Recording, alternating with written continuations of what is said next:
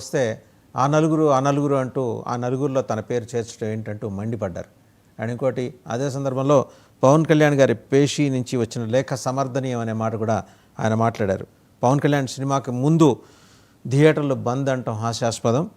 ఛాంబర్లో తాను ఎలాంటి పదవి తీసుకోలేదు, ఏదైనా సమస్య వస్తే సలహా ఇస్తుంటాను. నిన్నటి మీటింగ్కి పిలిచారు కానీ వెళ్ళలేదన్నారు. ఆయన ఏమన్నారో చూసి తర్వాత సబ్జెక్ట్లోకి వెళ్ళిపోదాం. సమస్యలు ఉన్నాయండి. స్టాండ్ అలోన్ థియేటర్స్కి సమస్యలు 100% ఉన్నాయి. వాళ్ళ మనుగడ కూడా కొంత కష్టం అవుతుంది. ఆ మనుగడ కష్టమైనప్పుడు వాళ్ళందరూ ఏకమై వచ్చి ఏం చేయాలా అని ఒక నిర్దిష్టమైన దీంతో కాకుండా ఇట్లాగా మేము మూసుకుంటున్నాము థియేటర్లో, ఇప్పుడు మీరు మాతో సంభాషణకి రండి, అది నాకు నచ్చక నేను వెళ్ళలేదు, అందరికీ వెళ్ళొద్దు అని చెప్పాను. మీరు దయచేసి, నేను మీకు కొన్ని ప్రశ్నలు ఉంటాయి, మీరు ప్రశ్నలు అడగవచ్చు. కేవలం మనం ఈ సమస్య వాళ్ళ మాట్లాడుకున్న దానికి పరిమితం చేయకపోతే జనరల్గా ఏమవుతుందంటే మీరు ఏదో అడుగుతారు, నేను ఏదో చెప్తాను, అది హెడ్డింగ్లోకి వెళ్ళిపోతుంది.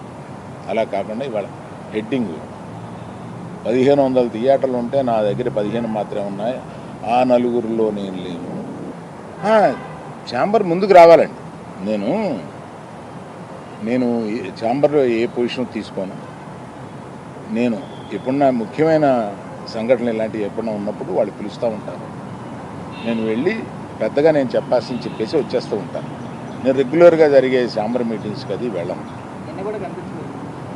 నిన్న అంటే కావాలని నిన్న పిలిచారండి. నాకు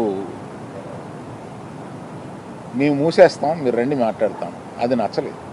అంటే మాలో మేము పరిష్కరించుకుంటాం అన్నది ఏంటంటే, నిర్మాత, డిస్ట్రిబ్యూటరు, ఎగ్జిబిటరు మధ్యలో సమస్యలు ఉంటే మేము పరిష్కరించుకుంటాము.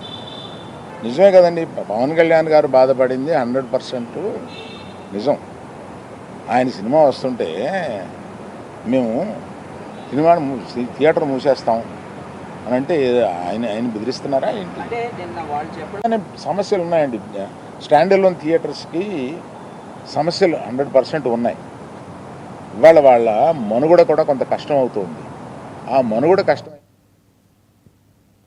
సో చూసాం కదా, అంటే అల్లు అరవింద్ గారు ఏమన్నారంటే, నిన్న వాళ్ళు పిలిచారు కానీ నేను వెళ్ళలేదు. కారణం ఏంటంటే, మేము థియేటర్లు మూసుకుంటున్నాం, మీరు రండి అండి. వాళ్ళు మూసుకునే కాడికి వాళ్ళకు నిర్ణయం తీసుకుని నన్ను పిలిచిన దాని తర్వాత నేను వెళ్ళి అక్కడ మాట్లాడేదే ఉంది. ఏదైనా నిర్ణయం తీసుకుంటానికి మీ సలహా కావాలి, దయచేసి మీరు గైడ్ చేయండి అని అడిగితే ఆ పని అయితే నేను ఎల్లుండేవాడిని అని అన్నారు. లెజిబుల్గానే మాట్లాడారు. రెండోది, పవన్ కళ్యాణ్ గారి పేషీ నుంచి వచ్చిన లేఖకు సంబంధించి సమర్థనీయమే, దాంట్లో తప్పేం లేదు. ఇండస్ట్రీ నుంచి వెళ్ళి కలవాలి కదా, నిర్మాతలు వెళ్ళాలా, డిస్ట్రిబ్యూటర్స్ వెళ్ళాలా, ఎగ్జిబిటర్స్ వెళ్ళాలా, అందరూ వెళ్ళి కలిసి మాట్లాడాలి. ప్రభుత్వం అంత ప్రొయాక్టివ్గా ఉన్న తర్వాత కూడా మనం వెళ్ళి కలవకపోవడం ఏంటి అని. అండ్ ఇంకోటి, ఆయన చాలా కన్ఫైన్డ్, ఆయన అంటే వెరీ స్ట్రిక్ట్ ఫ్రేమ్ ఒకటి పెట్టుకొని వచ్చారు.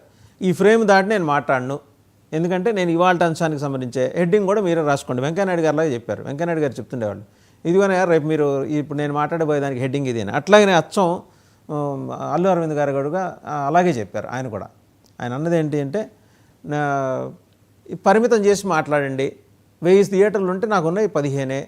ఆ 15 థియేటర్లుకి సంబంధించే నేనేమన్నా మాట్లాడగలిగితే మాట్లాడేది. ఇంతకుముందు ప్రభుత్వంలో వాళ్ళని పిలిచారు, వీళ్ళని పిలిచారు, ఇలాంటి అంశాలు ఇంతకుముందు అంటే ఆ మాట అనుకోండి, ఇంతకుముందు ఏమి మాట్లాడమాకండి అన్నారు. ఈ రోజుకే కన్ఫైన్ అవ్వండి, ఈరోజు జరిగిన దానికి. సరే, ఆయన అవమన్నా సరే ఖచ్చితంగా గత ప్రభుత్వంతో పోలిక తీసుకొస్తారు. అప్పుడు జగన్మోహన్ రెడ్డి గారు ఏంటి, పెరేడ్ చేయించారు కదా, సినిమా హీరోలందరినీ, అదే సూపర్ స్టార్లు, తర్వాత రెబల్ స్టార్లు అందరూ వెళ్ళిపోయారు. అక్కడికి వెళ్ళిపోయి అందరూ చేతులు కట్టుకుని నుంచున్నారు. అది ఆ ప్రస్తావన తేవటం ఎందుకో మరి ఈయనకి నచ్చినట్లేదు అల్లు అరవింద్ గారికి. ఒకటి ఏంటంటే, ప్రధానంగా ఆయన చెప్పదలుచుకుంది, ఆ నలుగురితో నాకు సంబంధం లేదు. ఆ నలుగురు ఎవరు? ఆ నలుగురిలో ఈయన పేరు రాసేస్తున్నారని. ఆ నలుగురు 10 మంది అయిపోయారు, రేపు ఇంకెంతమంది అవుతారో నాకు తెలియదు. బట్ దయచేసి ఆ నలుగురితో మాత్రం నన్ను ఇన్వాల్వ్ చేయకండి. యార్లగడ్డ సుప్రియ గారు, నవీన్ ఎన్నేన్ గారు, చలసాని అశ్విని దత్ గారు, అండ్ దిల్ రాజు గారు, ఇంకొక 2-3, వాళ్ళతో పాటు అల్లు అరవింద్ గారు. వాళ్ళతో నేను లేను, వాళ్ళని లేనప్పుడు నన్ను ఎందుకు పిలుస్తారు? ఛాంబర్ మీటింగ్కి నన్ను పిలిచినా ఏదైనా పెద్ద మనిషి తరహాలో సలహా ఇమ్మంటే ఇచ్చేసి వస్తాను. రెగ్యులర్ మీటింగ్స్కి మాత్రం నేను పోను.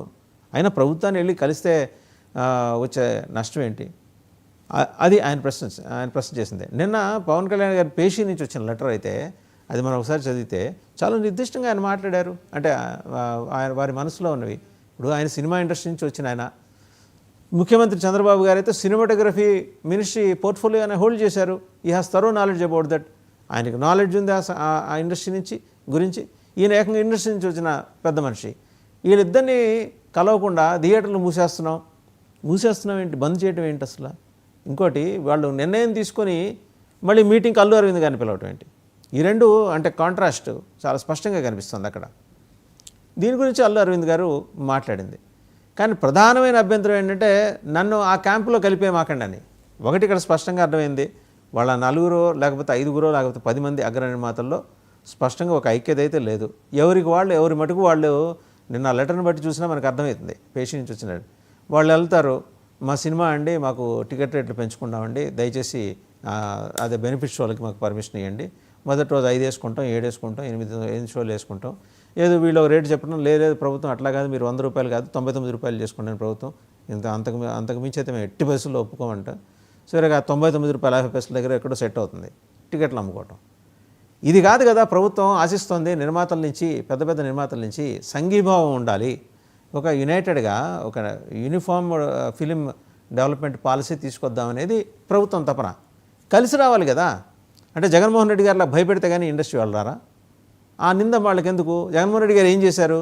తహసీల్దార్ని థియేటర్ల దగ్గర, వాళ్ళు రెగ్యులర్ ఉద్యోగాలు మానేసి థియేటర్ల దగ్గర టికెట్లు చేయించుకోవడం, ఎంత వసూళ్ళు అయినాయి, ఈ పిచ్చి లెక్కలని కాకి లెక్కలని వేసుకుంటూ అబాస్పాలయ్యారు. ఇప్పుడు అటువంటి పని నేను చేయను, మా ప్రభుత్వం చేయదు, చాలా స్పష్టంగా చెప్పారు పవన్ కళ్యాణ్ గారు. మరి నిర్మాతలకి వచ్చిన ఇబ్బంది ఏంటి? పెద్ద పెద్ద నిర్మాతలు చలసాని నరసింహదత్ గారు, యాలగడ్డ సుప్రియ గారు, నవీన్ ఎన్నేని గారు అండ్ అల్లు అరవింద్ గారు ఆయన కలపద్దంటున్నారు. కానీ ఆయన్ని కలపకుండా అక్కడ ఇండస్ట్రీలో ఎలా చూస్తాం? పెద్ద నిర్మాతలు దిల్ రాజు గారు, ఎవరి మటుకు వాళ్ళు వచ్చేసి అప్లికేషన్లు ఇస్తున్నారు, అవి చేయించుకుంటున్నారు కదా. చేయించుకున్నప్పుడు ఇండస్ట్రీ అంటే 24 ఫ్రేమ్స్. ఆ 24 ఫ్రేమ్స్కి సంబంధించి అయ్యా మా ఇష్యూస్ ఇలా ఉన్నాయి, ప్రభుత్వం వారు ఏమన్నా మాకు చేయగలరా లేదా అని అడగాలి కదా. పవన్ కళ్యాణ్ గారి పేషెంట్ నుంచి వచ్చిన లెటర్ ఏం చెప్పిందో అల్లు అరవింద్ గారు కూడా అదే చెప్పారు. అయితే ఆయన ఈజ్ నాన్ కమిటల్. ఆయన ఎలా ఉన్నారంటే నన్ను మాత్రం ఇన్వాల్వ్ చేయకుండా రావు గారు అన్నట్టు మాట్లాడుతున్నారు. ఆయన నన్ను వాళ్ళు నిన్నటి దానికైతే స్పెసిఫిక్గా నేను కారణం చెప్తున్నా. వాళ్ళు ఆల్రెడీ ఒక డెసిషన్ తీసుకొని, ఆ డెసిషన్ తీసుకొని దాని మీద వచ్చి కూర్చొని సంతకం పెట్టమంటే నేను ఎందుకు వెళ్తాను? అది వాళ్ళు లేదు అలా కాదు, థియేటర్లో మూయకుండా ఉండటానికి మనం ఏం మార్గం ఆలోచించాలని. సో ఇప్పుడు మనతో పాటు 999 చిట్టిబాబు గారు, సినిమా నిర్మాత దర్శకులు, వారు కూడా జాయిన్ అయ్యారు. నమస్కారం చిట్టిబాబు గారు. నమస్తే. నమస్తే చిట్టిబాబు గారు, చూశారు కదా అల్లు అరవింద్ గారు ప్రెస్ మీట్ పెట్టారు. చాలా క్లుప్తంగా సంక్షిప్తంగా ఆయన చెప్పాలనుకున్న 4 ముక్కలు చెప్పేసి వెళ్ళిపోయారు. ఆయన అనేది ఏంటంటే ఆ 4గురిలో నేను లేను, ఆ 4గురితో నాకు సంబంధం లేదు. నిజమేనంటారా అది? ఆయన క్లారిటీ ఇచ్చేసాడు, 4గురిలో నేను లేను అని. 4గురిలో ఆయన లేనని ఆయన క్లారిటీ ఇచ్చారు. నిన్న ఈ ఎగ్జిక్యూటివ్స్ మీటింగ్ లోకి సురేష్ బాబు వచ్చారు, దిల్ రాజు వచ్చారు. సో వాళ్ళు ఆ 4గురిలో లేరు అని అర్థం. ఇంకెవరున్నారు 4గురు? ఎవరు మరి ఇన్ఫర్మేషన్ మినిస్టర్ చెప్పిన పాట అతనే చెప్పాలి. ఆ 4గురు ఎవరు? వీళ్ళు 3 బయటకు వచ్చారు. ఇక ఒకే ఒక సునీల్ ఉన్నారు వాడని ఆ 4గురిలో, సునీల్ నారక్. సునీల్ నారక్ చెప్పాలి. ఇప్పుడు ఆ 4 ఈ 4 ఇవన్నీ ఊత పదాల కింద అలవాటు అయిపోయి